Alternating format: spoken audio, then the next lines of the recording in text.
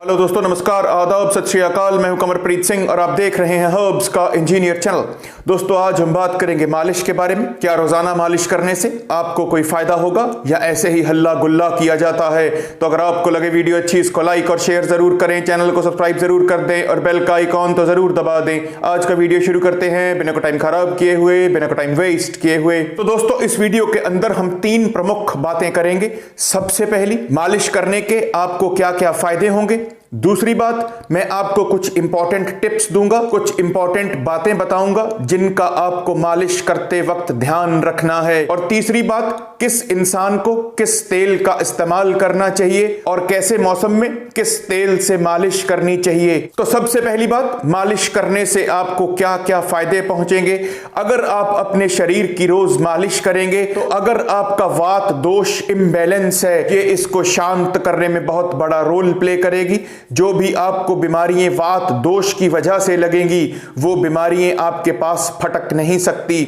अगर आप रोज मालिश करेंगे तो आपकी स्किन ग्लो करेगी, आपकी स्किन सॉफ्ट रहेगी, बशर्ते जो सारा पौष्टिक आहार आपको अपनी स्किन को ग्लो करवाने के लिए चाहिए, आप उसका सेवन करें। अगर आप एक अच्छे पौष्टिक आहार का सेवन और साथ में मालिश भी करेंगे तो आपकी स्किन बहुत बढ़िया तरीके से ग्लो करेगी। उसके बाद ये ब्लड सर्कुलेशन को तो ठीक करती ही है, लेकिन जो हमारी ब्लड वेसल्स हैं, ये उनको भी नरिशमेंट प्रदान करती है, उनको भी पौष्टिकता प्रदान करती है और वो अपना काम सही से करते हैं। लेकिन यहां पर भी अगर आपके अंदर विटामिन B12 की डेफिशिएंसी होगी तो फिर मालिश कुछ नहीं कर पाएगी। अगर आप एक पौष्टिक आहार ले रहे हैं और साथ में मालिश भी कर रहे हैं तो वो पौष्टिक आहार आपके शरीर को सही से लगे, उस चीज में मालिश आपकी बहुत सहायता करेगी। अगर आप मालिश सुबह के वक्त करेंगे नहाने से पहले तो ये आपको ऊर्जा से भर देगी, आपके मूड को फ्रेश कर देगी। अगर आप मालिश रात को सोने से पहले करेंगे तो ये आपको अच्छी नींद लाने में सहायता करेगी। अब कुछ जरूरी बातें करते हैं जिनका आपको ध्यान रखना चाहिए जब भी आप मालिश करें। पहली बात, मालिश हमेशा नीचे से ऊपर की तरफ करें। बहुत लोग ये बेवकूफी करते हैं, वो मालिश ऊपर से नीचे की तरफ करते हैं।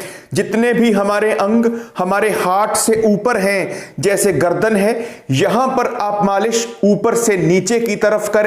और जितने भी हमारे अंग हार्ट से नीचे हैं, जैसे टांगे हैं या और सारे जो अंग नीचे हैं, यहां पर आप मालिश नीचे से ऊपर की तरफ करें।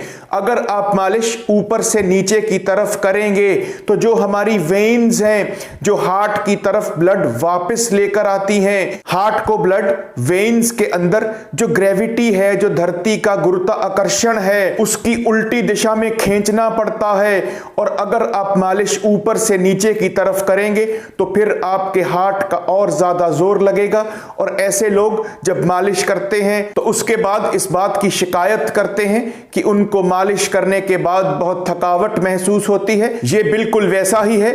अगर आप लंबे समय के लिए बैठे रहें और आप लंबे समय के लिए लेटे रहें तो आप अगर बैठे रहेंगे तब आपको थकावट होगी, और अगर आप लेटे रहेंगे तो आपको थकावट महसूस नहीं होगी। जब आप टांगे नीचे लटका कर बैठेंगे तो आपके हार्ट को ब्लड ऊपर खींचने में थोड़ा जोर लगाना पड़ेगा, लेकिन अगर आप एक प्लेन सरफेस पर लेटे हुए हैं तो आपके हार्ट को ब्लड ऊपर खींचने के लिए जोर नहीं लगाना पड़ेगा और आपको थकावट नहीं होगी। दूसरी बात, मालिश करने से पहले आप चाहे नहाएं या नहीं नहाएं, लेकिन इस बात को सुनिश्चित कर लें कि आपकी स्किन पूर्ण रूप से स्वच्छ होनी चाहिए, पूरी तरह से साफ होनी चाहिए।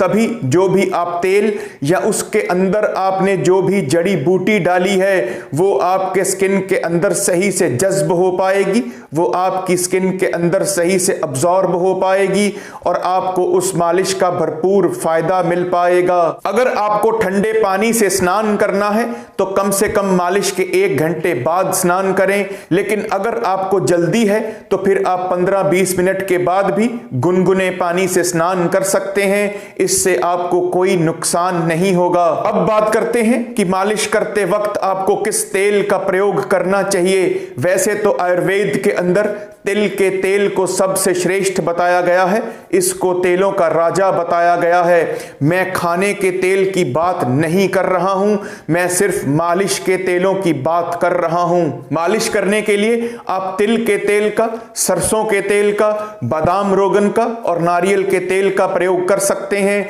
आप सनफ्लावर ऑयल का भी प्रयोग कर सकते हैं और भी बहुत सारे ऑयल्स हैं आप जिनका प्रयोग अपने शरीर की प्रकृति के हिसाब से कर सकते हैं। अगर आपका शरीर वात, पित्त या कफ प्रकृति का है तो इसके लिए आपको अलग अलग तेलों का सेवन करना पड़ेगा, तभी आपको भरपूर फायदा मिलेगा।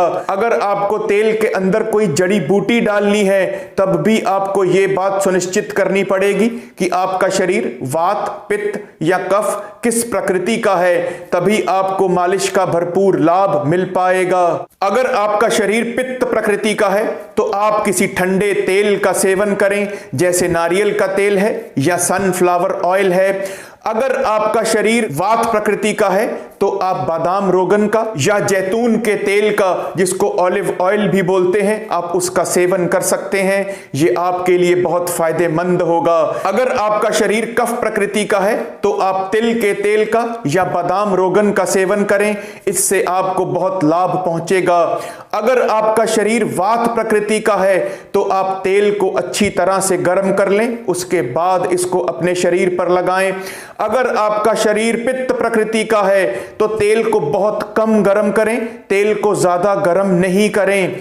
अगर आपका शरीर कफ प्रकृति का है तो मालिश करते वक्त तेल का सेवन बहुत कम मात्रा में करें, अपने हाथ ज्यादा चलाएं। तेल को आप थोड़ा गर्म कर सकते हैं, उससे कोई फर्क नहीं पड़ेगा, लेकिन तेल का सेवन कम मात्रा में करें और हाथ अपने ज्यादा चलाएं। गर्मी के मौसम में पित्त दोष बढ़ता है तो उस वक्त आप जो तेल पित्त दोष को शांत करेगा उस तेल का प्रयोग करें।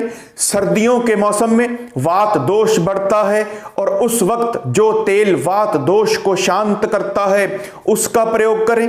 जब ढल रही सर्दी होती है और अभी गर्मी अपने पूरे जोबन पर नहीं आई होती, उस समय कफ दोष बढ़ता है। ऐसे समय में ज्यादा मालिश नहीं करें, कभी कभार कर ली, लेकिन अगर करनी ही हो तो तेल का इस्तेमाल बहुत कम मात्रा में करें। अब बात करते हैं कि आपके शरीर के अंदर कौन सा दोष बढ़ा हुआ है, तो आपको तेल के अंदर कौन सी जड़ी बूटी का प्रयोग करना पड़ेगा। अगर आपके शरीर के अंदर पित्त दोष बढ़ा हुआ है, गर्मी बढ़ी हुई है, तो आप किसी ठंडी तासीर की जड़ी बूटी का प्रयोग करें। शतावरी यहां पर आपके लिए बहुत फायदेमंद होगी, ये आपको बहुत फायदा प्रदान करेगी। अगर आपके शरीर के अंदर वात दोष बढ़ा हुआ है तो फिर आप अश्वगंधा के पाउडर का प्रयोग कर सकते हैं।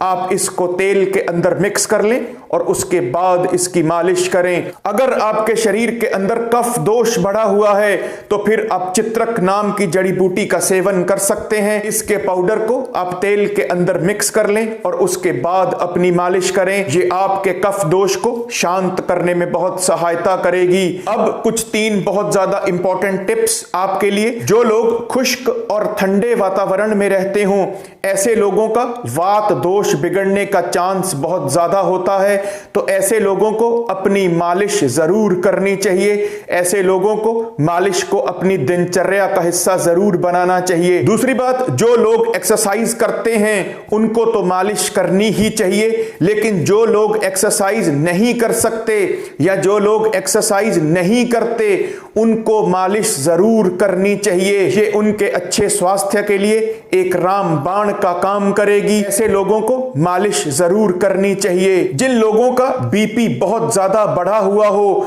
तो उस वक्त जब आपका बीपी बढ़ा हुआ है उस वक्त आप उल्टी दिशा में मालिश कर सकते हैं, मतलब ऊपर से नीचे की तरफ। जिस इंसान का बीपी कंट्रोल नहीं हो रहा हो, आप उसकी टांगों पर ऊपर से नीचे की तरफ मालिश करें, नीचे से ऊपर की तरफ नहीं।